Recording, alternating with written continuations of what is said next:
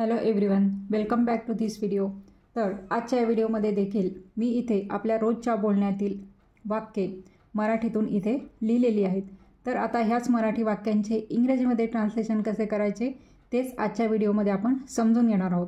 आता हे जे ट्रान्सलेशन आपण करणार आहोत म्हणजेच मराठी वाक्यांचे इंग्रजीमध्ये जे ट्रान्सलेशन करणार आहोत ते आपण सर्वप्रथम ह्या मराठी वाक्यातला काळ ओळखणार आहोत आणि त्यानंतर मग इंग्रजीमध्ये या वाक्याची रचना कशी असेल त्या रचनेनुसारच ह्या मराठी वाक्यांचे मग नंतर इंग्रजीमध्ये ट्रान्सलेशन करणार आहोत। तेव्हा तुम्ही संपूर्ण व्हिडिओ स्किप न करता नक्की बघा आणि जर तुम्ही या चॅनलवर नवीन असाल तर चॅनलला सबस्क्राईब देखील करा। तर आता इथे बघा, मी इथे फर्स्ट सेंटेन्स लिहिलेलं आहे, मी तुला फोनवर सर्व काही सांगू शकत नाही। बघा, अशा प्रकारचं वाक्य आपल्या बोलण्यामध्ये बऱ्याच वेळेला येत असते। तर आता सर्वात आधी तर हे वाक्य कोणत्या काळातलं आहे ते तुम्हाला ओळखता यायला पाहिजे। त्यासाठी आपण काय करतो तर मराठी वाक्यातलं क्रियापद बघतो। क्रियापद म्हणजेच मराठी वाक्यातला शेवटचा शब्द। आता इथे आहे की शकत नाही, इथे शेवटचा शब्द नाही आलेला आहे। यावरून आपल्याला कळते की हे जे वाक्य आहे ते नकारार्थी वाक्य आहे, म्हणजेच हे निगेटिव्ह सेंटेन्स आहे। आणि शकत नाही त आलेला, त ता ती ते तो, म्हणजेच अशा प्रकारचं तच्या बाराखडीतील अक्षर क्रियापदाचं शेवटचं अक्षर असेल तर अशा वेळेला तो वर्तमान काळ असतो। म्हणजेच हे जे वाक्य आहे ते वर्तमान काळातील नकारार्थी वाक्य आहे, हे यावरून लक्षात येते। मग आता याची इंग्रजीमध्ये रचना कशी असेल ते सर्वात आधी आता आपण लिहून घेऊया। तर सर्वात आधी तर आपण काय घेत असतो, कोणतंही वाक्य इंग्रजीमध्ये ट्रान्सलेट करत असताना आपण सर्वात आधी घेत असतो त्या वाक्यातला सब्जेक्ट, म्हणजेच त्याला आपण काय म्हणत असतो मराठीतून कर्ता। त्यानंतर आता इथे आहे शकत नाही। आता शकत म्हणजेच मूळ क्रियापद आहे शकणे, मग शकणे यासाठी आपण काय वापरत असतो कॅन, कॅन हे क्रियापद वापरत असतो। त्यानंतर इथे नाही आहे म्हणजेच नकार आहे, त्यामुळे आपण नाहीसाठी नकारार्थी वाक्यात आपण नॉटचा उपयोग करतो क्रियापदानंतर, सहाय्यकारी क्रियापदानंतर। म्हणून आपण इथे कर्त्यानंतर घेणार आहोत कॅन शकणेसाठी, आणि नकारार्थी वाक्य आहे म्हणून आपण इथे घेणार आहोत नॉट म्हणजेच कॅनॉट। त्यानंतर घेतलं जातं V1 फॉर्म, म्हणजेच काय तर क्रियापदाचे पहिले रूप, आणि मग सर्वात शेवटी असतो ऑब्जेक्ट, ऑब्जेक्ट म्हणजेच काय तर कर्म। अशा प्रकारे ह्या मराठी वाक्याची इंग्रजीमध्ये जेव्हा आपण ट्रान्सलेशन करू तेव्हा रचना येणार आहे। आता बघा, आता इथे सब्जेक्ट म्हणजेच कर्ता कोणता आहे तर मी, मग मीसाठी आपण इंग्रजीमध्ये आय वापरतो म्हणून आपण इथे घेणार आहोत आय। त्यानंतर आता घ्यायचं आहे कॅनॉट, परंतु आपण जेव्हा इंग्रजीमध्ये बोलतो तेव्हा आपण आय कॅनॉट टेल एवढं न म्हणता याचं संक्षिप्त रूप घ्यायचं। कॅनॉटचं संक्षिप्त रूप कांट, म्हणजेच इथे येणार आहे कांट, आय कांट, मी शकत नाही। त्यानंतर काय आहे V1 फॉर्म, म्हणजेच क्रियापदाचा पहिलं रूप आपल्याला इथे घ्यायचं आहे। मग क्रियापद आहे सांगू, म्हणजेच मूळ क्रियापद आहे सांगणे, मग सांगणे यासाठी टेल हा शब्द आपण इंग्रजीत वापरत असतो। मग आपल्याला तो त्याच्या मूळ रूपातच घ्यायचा आहे जे बेस फॉर्म आहे, म्हणून आपण इथे घेणार आहोत टेल। टेल म्हणजेच काय तर सांगणे, आय कांट टेल, मी सांगू शकत नाही। आता पुढे ऑब्जेक्ट आहे, ऑब्जेक्ट काय आहे तुला, तुला, मग त्यासाठी आपण इंग्रजीमध्ये काय शब्द वापरत असतो तू किंवा तुला यासाठी you, I can't tell you, मी तुला सांगू शकत नाही। आता अजून काही शब्द इथे राहिलेले आहेत तर ते आपण ऑब्जेक्ट नंतर घेत असतो। मग आता इथे काय राहिलेलं आहे सर्व काही, फोनवर आणि सर्व काही एवढं इथे राहिलेलं आहे, आपण एवढं घेतलेलं आहे। मी तुला सांगू शकत नाही एवढं आपण इथे घेतलेलं आहे, आय कांट टेल यू। आता बाकीचं राहिलेलं आहे फोनवर सर्व काही, म्हणून आपण इथे घेणार आहोत आय कांट टेल यू, मी तुला सांगू शकत नाही सर्व काही। त्यासाठी आपण इंग्रजीमध्ये एव्हरीथिंग हा शब्द वापरत असतो, एव्हरीथिंग। आणि फोनवर म्हणून आपण इथे लिहिणार आहोत ओव्हर द फोन, किंवा ऑन द फोन जरी घेतलं तरी ते सुद्धा बरोबरच आहे, म्हणून आपण इथे घेणार आहोत ओव्हर द फोन। अशा प्रकारे बघा, I can't tell you everything over the phone किंवा ऑन द फोन। आता ओव्हर द फोन किंवा ऑन द फोन, आता ऑन द फोन म्हणजे सिच्युएशननुसार ओव्हर किंवा ऑन तुम्ही वापरू शकता। तुम्ही करंटली जर फोनवर बोलत असाल तर अशा वेळेला आपण ऑन द फोन असं म्हणत असतो। I can't tell you everything over the phone, म्हणजेच मी तुला फोनवर सर्व काही सांगू शकत नाही. मग अशा प्रकारे तुम्ही इंग्रजीमध्ये हे वाक्य बोलू शकता.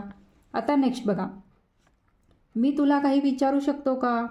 बघा आता हा इथे प्रश्न विचारलेला आहे. आता जेव्हा अशा प्रकारचा प्रश्न विचारला जातो, आता मी तुला काही विचारू शकतो का, म्हणजेच आता या प्रश्नाचे उत्तर तुम्ही एस किंवा नो असं देणार, म्हणजे हो किंवा नाही असं तुम्ही याचं उत्तर देणार. मग अशा वेळेस आपण अशा प्रश्नांची सुरुवात ही कधीही प्रश्नार्थक शब्दाने करायची नाही, WH वर्डने करायची नाही. तर अशा प्रश्नांची सुरुवात आपण सहाय्यकारी क्रियापदाने करत असतो. मग आता आधी इथे शकतो हे क्रियापद आलेले आहेत, म्हणजेच शकणे. मग शकणे यासाठी आपण कॅन हे वापरत असतो क्रियापद. मग म्हणून या प्रश्नाची सुरुवात कशाने होणार आहे, तर कॅनने होणार आहे. सर्वात आधी आपण याचं स्ट्रक्चर लिहून घेणार आहोत. तर सर्वात आधी मग काय येणार आहे, क्रियापद शकण्यासाठी कॅन. त्यानंतर आपल्याला घ्यायचं आहे सब्जेक्ट म्हणजेच कर्ता घेतल्यानंतर आपल्याला घ्यायचं आहे V1 फॉर्म, म्हणजे या प्रश्नामध्ये जे काही क्रियापद असेल त्या क्रियापदाचं पहिलं रूप. आणि सर्वात शेवटी मग आपण घेणार आहोत क्वेश्चन मार्क, सर्वात शेवटी प्रश्नचिन्ह. बघा अशा प्रकारे या प्रश्नाची मग रचना येणार आहे. मग सर्वात आधी तर आपण घेणार आहोत कॅन, नंतर कर्ता कोणता आहे, सब्जेक्ट मी, म्हणजेच त्यासाठी आय वापरतो आपण इंग्रजीत, कॅन आय. त्यानंतर V1 फॉर्म घ्यायचा आहे, म्हणजेच क्रियापदाचे पहिले रूप घ्यायचं आहे. मग क्रियापद इथे आहे विचारू, म्हणजेच मूळ क्रियापद विचारणे असं आहे. मग विचारणे यासाठी आस्क हे वापरत असतो आपण शब्द इंग्रजीमध्ये. मग तो आपल्याला V1 फॉर्ममध्ये म्हणजे मूळ जे रूप आहे त्यातच घ्यायचं आहे, म्हणजे आस्क असंच इथे येणार आहे. आस्क म्हणजेच विचारणे, कॅन आय आस्क. बघा आणि त्यानंतर आता इथे ऑब्जेक्ट राहिला आहे, इथे ऑब्जेक्ट घ्यायचं असते. बघा इथे ऑब्जेक्ट घ्यायचा आहे, कॅन आय आस्क. आता इथे ऑब्जेक्ट म्हणजेच कर्म का आहे, तुला. मग तुलासाठी आपण इंग्रजीत यू वापरतो, म्हणून इथे आपण घेणार आहोत you. Can I ask you, मी तुला विचारू शकतो का. आता राहिलेला शब्द आहे काही, तो आपण ह्या ऑब्जेक्ट नंतर मग घेत असतो. मग काही यासाठी आपण काय शब्द वापरतो इंग्रजीत, समथिंग. बघा आणि शेवटी मग क्वेश्चन मार्क. बघा can I ask you something, मी तुला काही विचारू शकतो का. अशा प्रकारे मग इंग्रजीत तिथे प्रश्न येणार आहे. आता नेक्स्ट बघा, ती पूर्णपणे बदलली आहे. बघा अशा प्रकारचं वाक्यसुद्धा आपल्या बोलण्यामध्ये बऱ्याच वेळेला येत असते की ती पूर्णपणे बदललेली आहे. आता मग सर्वात आधी हे जे वाक्य आहे ते कोणत्या काळातलं आहे. आता इथे हे शब्द आहे वर्तमान, म्हणजेच हे वाक्य जे आहे ते वर्तमान काळातलं आहे. आणि इथे दिलेलं आहे बदलली आहे, म्हणजे ली आहे. अशा प्रकारे जर शब्द आलेला असेल आणि त्याच्यानंतर ली आणि आहे असं जर असेल तर ते पूर्ण वर्तमान काळातलं वाक्य असते, हे लक्षात ठेवायचं. किंवा याच्यावरून सुद्धा आपल्या लक्षात येते की बदलली आहे म्हणजेच तिच्यात पूर्णपणे बदल झालेला आहे, क्रिया पूर्ण झालेली आहे, म्हणजेच हे पूर्ण वर्तमान काळातलं वाक्य आहे. मग आता याची रचना इंग्रजीत कशी येईल ते सर्वात आधी आपण लिहून घेऊ. सर्वात आधी तर आपण घेत असतो सब्जेक्टस, म्हणजेच काय तर कर्ता. त्यानंतर इथे पूर्ण वर्तमान काळ आहे, त्यामुळे आपण आहेसाठी सहाय्यकारी क्रियापद हॅव किंवा हॅज वापरत असतो. आणि नंतर आपण क्रियापदाचे तिसरे रूप हे पूर्ण काळामध्ये वापरत असतो. बघा मग पूर्ण काळ तो पूर्ण वर्तमान काळ असेल, पूर्ण भूतकाळ असेल किंवा पूर्ण भविष्यकाळ असेल, कोणताही पूर्ण काळ असला तरी तिथे आपण क्रियापदाचे तिसरे रूपच वापरत असतो. आणि सर्वात शेवटी मग ऑब्जेक्ट. बघा अशा प्रकारे ह्या वाक्याची मग रचना इथे येणार आहे. आता या रचनेनुसार आता आपण हे वाक्य इथे ट्रान्सलेट करणार आहोत. बघा सब्जेक्ट म्हणजेच कर्ता कोणता आहे, साठी आपण इंग्रजीत शी वापरतो, शी. नंतर शी नंतर आपण काय वापरत असतो, ही, शी, इट, एकवचनी करता हॅज वापरत असतो, म्हणून इथे आपण घेणार आहोत शी हॅज. आता घ्यायचं आहे क्रियापदाचे तिसरे रूप. मग क्रियापद आहे बदलली, म्हणजेच बदलणे. मग बदलणे यासाठी मूळ क्रियापद बदलणे असं आहे, त्यासाठी चेंज हा शब्द आपण इंग्रजीत वापरतो. आता त्याचं तिसरं रूप चेंज, म्हणजे ईडी लागणार आहे, चेंज तिसरं रूप. दुसरं आणि तिसरं रूप सेम, चेंज्ड. मग आता त्याआधी आपण पूर्णपणे हा शब्दसुद्धा घेणार आहे, म्हणजे ती पूर्णपणे बदलली आहे, म्हणून पूर्णपणे यासाठी आपण टोटली, TAI टोटली चेंज. बघा अशा प्रकारे हे वाक्य इंग्रजीमध्ये येणार आहे. शी हॅज टोटली चेंज. ती पूर्णपणे बदलली आहे. अशा प्रकारे मग हे वाक्य इथे येणार आहे. आता नेक्स्ट बघा, नेक्स्ट क्वेश्चन दिलेला आहे. तू कशाबद्दल बोलत आहेस?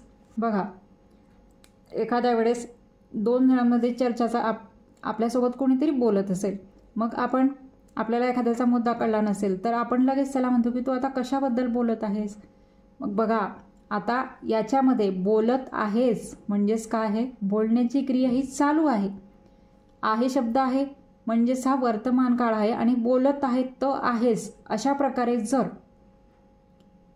अक्षर आलेलं असेल तो आहेस तर अशा वेळेला तो कोणता काळ असतो, चालू वर्तमान काळ. म्हणजेच हा जो प्रश्न आहे तो चालू वर्तमान काळातला आहे. मग आता त्याचप्रमाणे इथे कशाबद्दल हा प्रश्नार्थक शब्द इथे आलेला आहे. म्हणजेच आपल्याला इथे प्रश्नाची सुरुवात प्रश्नार्थक शब्दाने करावी लागणार आहे, हे लक्षात घ्यायचं. मग आता याची रचना कशी असणार आहे ती सर्वात आधी आपण लिहू. सर्वात आधी तर इथे प्रश्नार्थक शब्द असल्यामुळे प्रश्नार्थक शब्दच पहिल्यांदा इथे येणार आहे. मग त्यानंतर आता इथे चालू काळामध्ये आपण प्रश्नार्थक शब्द वापरल्यानंतर सहाय्यकारी क्रियापद एम किंवा इज किंवा आरचा वापर हा करत असतो चालू काळामध्ये. आणि त्यानंतर घेत असतो आपण सब्जेक्ट. आता ही जी सहाय्यकारी क्रियापदे आहेत ती आपण कर्त्यानुसार वापरत असतो. कर्ता कोणता आहे त्यानुसार आपण एम इज आर म्हणजे त्या कर्त्यापुढे यापैकी कोणतं येईल त्यानुसारच आपण इथे हे निवडत असतो. नंतर आपण घेत असतो सब्जेक्ट म्हणजेच कर्ता. त्यानंतर हा चालू काळ आहे त्यामुळे इथे क्रियापदाचे ING रूप वापरले जाते. जे काही क्रियापद असेल त्या क्रियापदाला ING लावायचा. कारण की चालू काळ असला म्हणजेच जे काही आपण क्रियापद, आता हा प्रश्न आहे पण साधं विधानार्थी जरी वाक्य असलं तरी चालू काळ जर असेल तर त्यातलं जे क्रियापद असते त्या क्रियापदाला ING हा लावला जातो.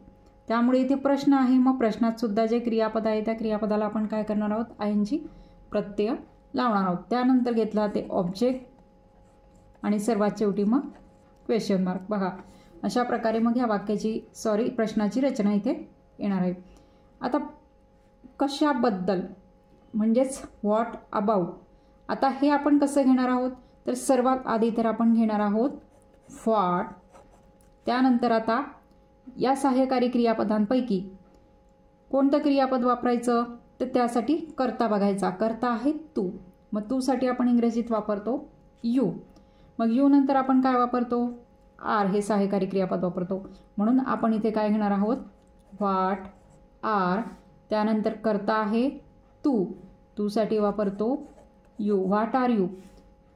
नंतर आपल्याला घ्यायचं आहे क्रियापदाचं ING प्रत्यय असलेलं रूप. आता मग क्रियापद बघायचं त्यासाठी बोलत म्हणजेच बोलणे. त्यासाठी आपण इंग्रजीमध्ये टॉक हा शब्द वापरतो. मग त्याला आपल्याला ING प्रत्यय लावायचा आहे म्हणजेच टॉकिंग. बघा व्हॉट आर यू टॉकिंग. आता ऑब्जेक्ट नाही आहे पण आता टॉकिंग अबाउट म्हणजे कशाबद्दल बोलत आहेस म्हणून आपण व्हॉट नंतर इथे शेवटी आपण घेणार आहोत बद्दलसाठी अबाउट आणि मग द्यायचं आहे क्वेश्चन मार्क म्हणजेच प्रश्नचिन्ह. What are you talking about. अशा प्रकारे कशाबद्दल हा जो प्रश्नार्थक शब्द आहे तो अशा प्रकारे आपण इथे वापरलेला आहे. व्हॉट अबाउट म्हणजेच कशाबद्दल, पण तो तसा न घेता what are you talking about. About हे आपण शेवटी घेतलेला आहे. अशा प्रकारे मग हा प्रश्न इंग्रजीमध्ये इथे ट्रान्सलेट झालेला आहे रचनेनुसारच. आता नेक्स्ट सुद्धा काय क्वेश्चन आहे, तुझे ऑफिस कुठे आहे. बघा आता इथे सुद्धा आहे हे क्रियापद आलेलं आहे. त्याचप्रमाणे प्रश्नार्थक शब्द कुठे आलेला आहे म्हणजेच याचा अर्थ हा वर्तमान काळातला आणि WH टाईपचा प्रश्न आहे.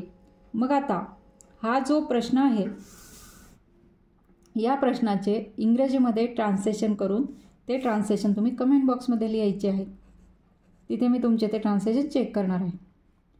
तर अशा प्रकारे आजच्या या व्हिडिओमध्ये देखील आपण रोजच्या बोलण्यातील काही वाक्य, मराठीतील काही वाक्य घेऊन त्या वाक्यांचे त्याच्या काळानुसार इंग्रजीमध्ये ट्रान्सलेशन केलेले आहे. तेव्हा आजचा माझा व्हिडिओ तुम्हाला कसा वाटला ते कमेंट करून नक्की सांगा. आणि व्हिडिओ जर आवडला असेल तर व्हिडिओला लाईक करा, शेअर करा आणि जर तुम्ही या चॅनलवर नवीन असाल तर चॅनलला सबस्क्राईब देखील करा. थँक्यू.